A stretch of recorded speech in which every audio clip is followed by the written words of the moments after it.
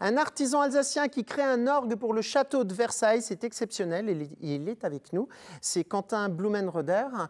Comment est née cette aventure? Comment on crée alors je dis bien créer, c'est pas restaurer, un orgue pour le château de Versailles? Tout d'abord, ça part d'une confiance entre le responsable des spectacles, qui est Laurent Brunner, qui m'a déjà commandé un orgue il y a 5 ans, et d'une idée que les petits orgues qui servent au concert, le château de Versailles, c'est plus d'une centaine de représentations par an, doivent évoluer et devenir plus grands. Et donc nous avons imaginé un projet d'un instrument en partant de rien, sauf les tailles des tuyaux qui viennent de Silbermann, ici en Alsace. Et voilà, nous avons imaginé un projet d'instrument qui doit être mis au cœur de l'orchestre et qui permet d'apporter les mêmes sonorités qu'un grand orgue qui sera en tribune. Alors, j'ai lu que c'était un orgue continuo, c'est ça, je ne dis pas de bêtises? Tout à fait. C'est quoi un orgue continuo? Sauf s'il y a quelqu'un autour de ce Stammtisch qui le sait. Non? Bon. Alors, dans la musique baroque, tout particulièrement à l'époque de Louis XIV, il y avait une basse en permanence, qu'on appelait la basse continue ou le continuo, qui permettait d'accompagner le reste, les solistes et les dessus. Et cette basse est un art très très complexe, il faut savoir l'harmonie de manière très importante. Cette basse permet de souligner, d'accompagner en permanence. Et c'est pour ça qu'on l'appelle continu. Travailler avec le château de Versailles, c'est un client comme les autres ou il y a d'autres exigences, d'autres difficultés? Il y a plusieurs difficultés. Il y a des difficultés esthétiques, puisque l'instrument doit être une apparence quand même assez importante. Donc là, il y a des dorures, etc. Mais c'est un vieux rêve. Des fois, la vie offre des rêves plus fous que ceux qu'on peut imaginer. Avoir 2 instruments au château de Versailles, c'est quand même quelque chose d'incroyable. Et l'exigence des musiciens, il faut savoir que dans ce lieu se produisent les plus grands ensembles du monde entier. Et donc, on a une certaine pression qui est à la fois galvanisante, mais qui aussi peut être un petit peu angoissante. Voilà, c'est vrai qu'on parle toujours du château de Versailles pour ses jets d'eau, pour ses visites, mais il se passe énormément d'activités culturelles au sein du château et notamment au sein de la chapelle royale où il y a de très très beaux concerts. Alors pour donner quelques chiffres, l'Opéra Royal, c'est 10 spectacles mis en scène, 10 spectacles en version concert.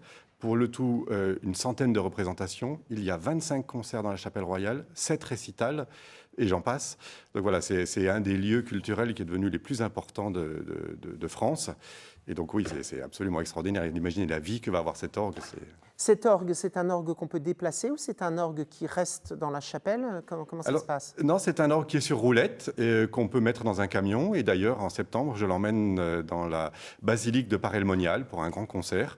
Donc voilà, il pèse 450 kilos, mais on peut le déplacer quand même. Vous êtes basé à Haguenau, vous avez créé cet orgue pour le château de Versailles. Comment on devient facteur d'orgue? Est-ce qu'on est d'abord menuisier, musicien, ou est-ce que c'est le travail du métal? Alors, chacun a sa propre expérience. Pour ma part, j'étais passionné de mécanique automobile et agricole et de musique. Donc, c'est devenu assez naturel d'allier les deux dans un orgue, puisqu'il y a beaucoup de mécanique, beaucoup de musique. Mais effectivement, je suis particulièrement concerné par la formation et je commence toujours avec mes apprentis par 3 ans de bois, parce que c'est 80% de notre métier, c'est le bois. Donc il y a beaucoup, dans les équipes de facteurs d'orgue, il y a beaucoup d'organistes qui sont effectivement passionnés par l'orgue et par la musique d'orgue et qui arrivent à la facture d'orgue parce que la carrière... Et on y arrive à quel âge? Parce qu'à l'école, moi, je ne sais pas les autres autour de ce Stammtisch, mais on vous a proposé de devenir facteur d'orgue à l'école en formation? Non. Non. Comment vous est venu l'idée? Enfin, comment on connaît ce métier? Comment on apprend à le connaître? Les jeunes, ils viennent d'où, ceux que vous formez? Eh ben, heureusement que vous êtes là parce qu'on a énormément de difficultés à trouver des jeunes. L'apprentissage, donc l'école des facteurs d'orgue où sont formés les apprentis est à Échaud, en Alsace, c'est la seule en France. On a beaucoup de choses en Alsace et on ne le sait même pas. On va faire la promotion de tout ça très vite. Et voilà, et donc nous avons, moi il y a une trentaine d'années, nous étions 18. Aujourd'hui, il y a 3 élèves par an. Donc on a un vrai problème et toute la profession cherche des apprentis, cherche des salariés.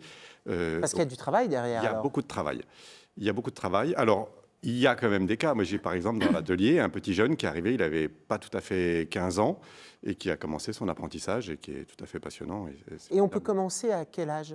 Parce qu'il y a des gens aussi qui sont en reconversion, on l'a parlé tout à l'heure. Maintenant, on peut travailler, on est en forme quand même un peu plus longtemps. Si on a envie de changer de métier, est-ce que vous acceptez des gens qui sont un peu plus vieux? Oui, alors évidemment, la formation a un petit peu évolué puisqu'on peut rentrer en apprentissage jusqu'à 30 ans alors qu'on avait la possibilité que jusqu'à 26 ans il y a encore un an ou deux. Donc là, il n'y a pas de, comment dirais-je, il n'y a pas d'âge limite.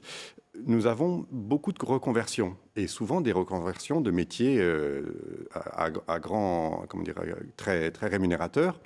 Et je crois qu'il faut se laisser aller dans ses passions.